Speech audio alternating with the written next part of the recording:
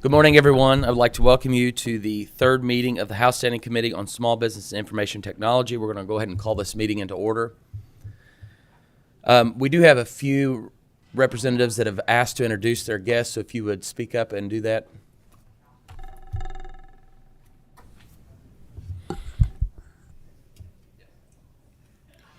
Mr. Chairman, I'd like to introduce Ryan Farley. He is a 4-H youth development extension agent, and he is here with the Woodford County High School Leadership Program. Would you all stand up and be recognized?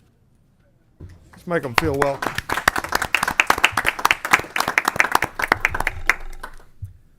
Thank you all for joining us this morning.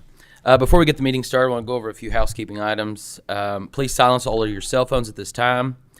If you would like to speak, please use the sign-in sheet at the entrance of the room. A request to speak is within the chair's discretion based upon the time restraints of the meeting and the information already presented. If any member has a question or comment, please signal to our Brett and Aubrey, and we will make sure that you get on that roll. Clerk, would you please call the roll? Representative Dotson. Representative Pfister. Here. Representative Freeland. Here. Representative Grossberg. Here. Representative Heath. Here. Representative King. Present. Representative Kulkarni. Present. Representative Maddox. Here. Representative Roberts. Here. Representative Stalker.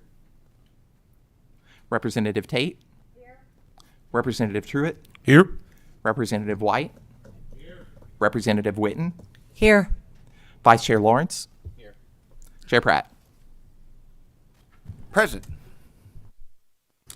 All right, it looks like we have a quorum. On the agenda today, we have House Bill 264 with Committee Substitute 1, sponsored by Chairman Pratt. Would you please introduce yourself for the record?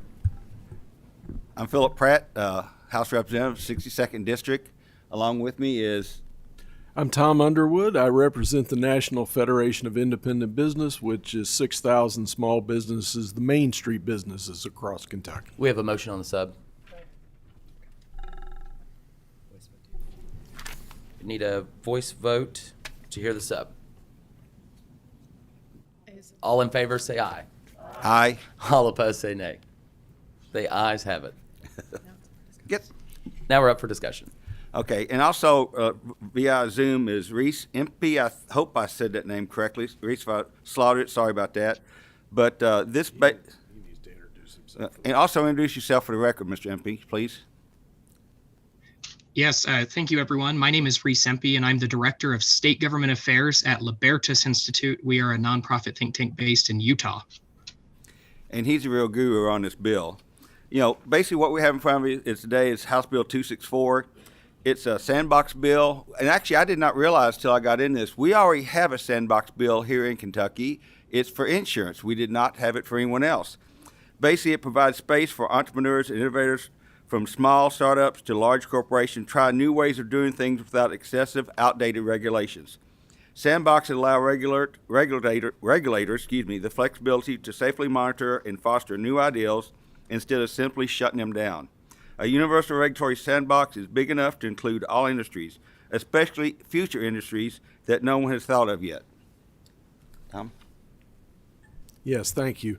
What this is a incubator for innovation, if you will. It does contain consumer protections. It does contain protection for the environment, for those workers that are subject to workers' comp claims. And you'll find that it's an opportunity for small businesses that may not have the wherewithal to develop a product, and this will help them move down the line with less expenses but still oversight. Reese, are you ready to do the presentation now? Yes, thank you, Mr. Chair and members of the committee. I appreciate the opportunity to provide testimony today. In short, a regulatory sandbox enables innovators, businesses both big and small, old and new, to work with regulators and the legislature in trialing new products, services, and business models while state regulations inapplicable to their idea are temporarily waived.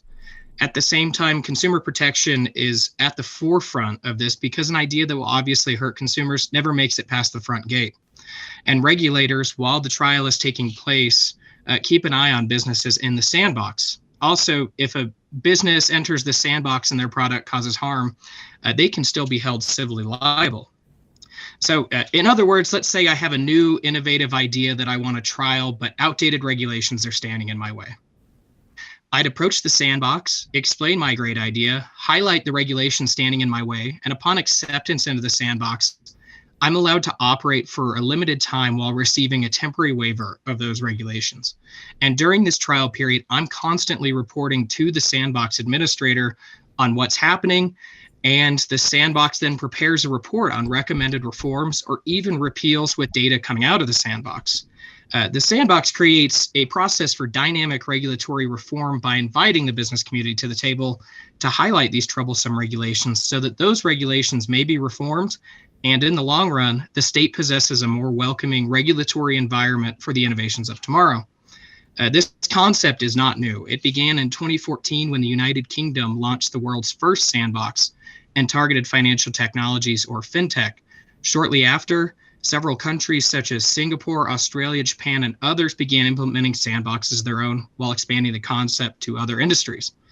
Stateside in 2018, Arizona passed the United States' first sandbox, which also targeted fintech, and something similar began to happen. States such as North Carolina, Hawaii, Connecticut, Vermont, Utah, Florida, and several others implemented sandboxes of their own and expanded the concept's application to other industries such as healthcare, insurance, agriculture, energy, and others, all with strong bipartisan support. Kentucky being the first state to implement an insurance sandbox. Now in Utah, we have worked on a handful of these. The legislature overwhelmingly passed a fintech sandbox in 2019, an insurance sandbox in 2020, and a universal one, which is similar to this bill in 2021, which applies to any and all industries. In 2022, we followed up and dissolved our insurance and fintech sandboxes to consolidate them into the universal sandbox, while also passing an education sandbox, trying to spur innovation in the public education space.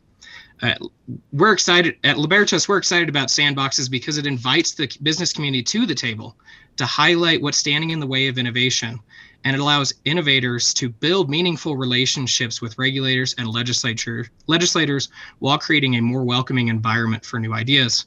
And we're happy to see Kentucky consider a universal sandbox alongside Utah and Arizona, which already have one, rather than just picking one or two industries, because it offers the opportunity for innovations of all types to thrive, and for these sandbox states to share these innovations across state lines through reciprocity agreements. Thank you for the time, and I would be happy to answer any questions. Motion on the bill. We have a motion on the bill and we have a second. Is there any discussion? Any questions? Seeing none, clerk, will you call the roll? Representative Dotson, Yes. Representative Pfister, Yes. Representative Freeland, Yes. Representative Grossberg, Yes. Representative Heath, Yes. Representative King, Yes, sir. Representative Kulkarni, Yes. Representative Lawrence, Yes. Representative Maddox, Yes. Representative Roberts, Yes. Representative Stalker, Representative Tate, Yes. Representative Truitt, Yes. Representative White, Representative Witten, Yes. Chair Pratt. Yes. House Bill 264 as amended by committee substitute 1 has passed with favorable expression. The same shall do on the House floor. Thank you, co-chair, and thank you, members of the committee. Thank you. Thank you. Do I hear a motion to adjourn?